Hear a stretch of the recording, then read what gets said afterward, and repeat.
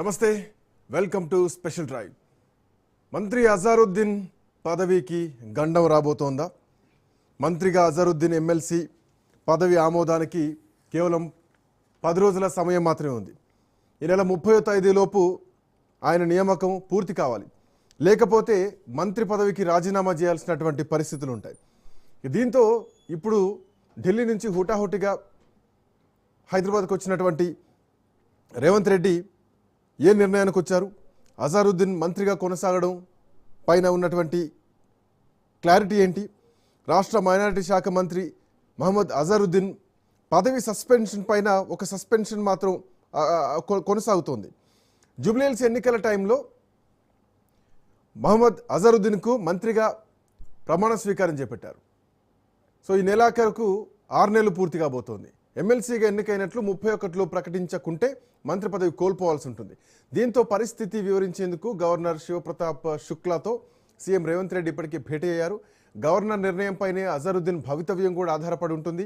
అజారుద్దీన్ పదవి పోకుండా ఉండేందుకు లోక్ భవన్లో ఫైల్ మూవ్ అవుతుందా, లేదంటే సెక్రటేరియట్ నుంచే అజారుద్దీన్ మూవ్ కావాల్సి ఉంటుందా అనే టెన్షన్ ఇప్పుడు కాంగ్రెస్ నాయకత్వాన్ని చెమటలు పట్టిస్తోంది. మరోవైపు అధిష్టానం మాత్రం మంత్రిగా కొనసాగాల్సిందే అంటూ ఏఐసీసీ ఆదేశించినట్టుగా తెలుస్తోంది. సో ఒక డోలాయమైనటువంటి పరిస్థితి.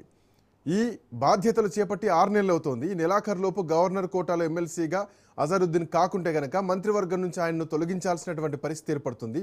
దీంతో ముఖ్యమంత్రి రేవంత్ రెడ్డి గవర్నర్ శివ ప్రతాప్ శుక్లాను కలిసి గవర్నర్ కోట ఎమ్మెల్సీల నియామకంపైన చర్చించారు.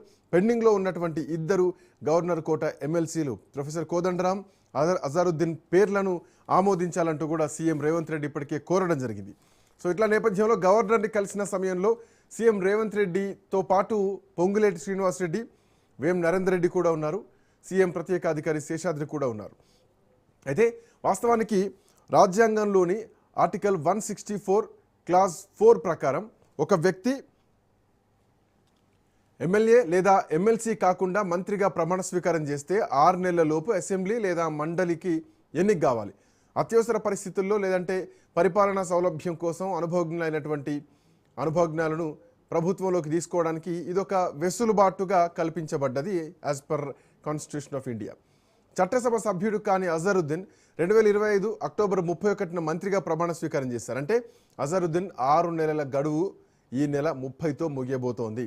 గవర్నర్ కోటాలో భర్తీ చేయాల్సినటువంటి ఎమ్మెల్సీ స్థానాలకు సంబంధించి ప్రభుత్వం పంపిన ఫైల్ గత కొంతకాలంగా పెండింగ్లోనే ఉంది. ఈ నెల 30వ తేదీలోపు ఈ ఫైల్కు గవర్నర్ ఆమోదం తెలిపి గెజిట్ విడుదలైతేనే అజారుద్దీన్ మంత్రిగా కొనసాగేటువంటి అవకాశం ఉంటుంది, లేదంటే మంత్రి పదవిని కోల్పోవాల్సి ఉంటుంది. సో ఇదే అంశానికి సంబంధించి అటు కోర్టులో కూడా వివాదాలు నడవడం, ఆ తర్వాత కొత్త గవర్నర్ రాక, ఇవన్నీ పరిణామాలతోటి సో ఈ ప్రక్రియ ఇంకొంత ఆలస్యమైంది. ముఖ్యమంత్రి రేవంత్ రెడ్డి గవర్నర్తో చర్చలు జరిపి అడ్డంకిని తొలగించడానికి ప్రయత్నిస్తున్నారు. ఒకవేళ గవర్నర్ కోట క్లియర్ కాకపోతే కనుక ఖాళీగా ఉన్న ఏదైనా ఇతర ఎమ్మెల్సీ స్థానిక సంస్థలు లేదంటే ఎమ్మెల్యే కోట ద్వారా అజారుద్దీన్ని మంత్రిగా పంపాల్సినటువంటి అవసరం ఉంటుంది. ఇది కూడా ఫలించిన నేపథ్యంలో అజారుద్దీన్ మంత్రి బాధ్యతల నుంచి తప్పుకోవాల్సినటువంటి పరిస్థితి రావచ్చు. గత అసెంబ్లీ ఎన్నికల సమయంలోనే జూబ్లీహిల్స్ నుంచి పోటీ చేసి ఓటమి పాలైనటువంటి అజారుద్దీన్ను ముఖ్యమంత్రి రేవంత్ రెడ్డి వ్యూహాత్మకంగా జూబ్లీహిల్స్ ఎన్నికల టైంలో ఆయన మంత్రివర్గంలోకి తీసుకున్నారు. ఆయనతో ప్రచారం చేయించారు. మైనారిటీ ఓటు బ్యాంకును కూడా సాధించగలిగారు. బట్ ఇప్పుడు ఈ అంశం ఒక క్వశ్చన్ మార్క్లోకి వెళ్ళిపోయింది. మాట్లాడదాం.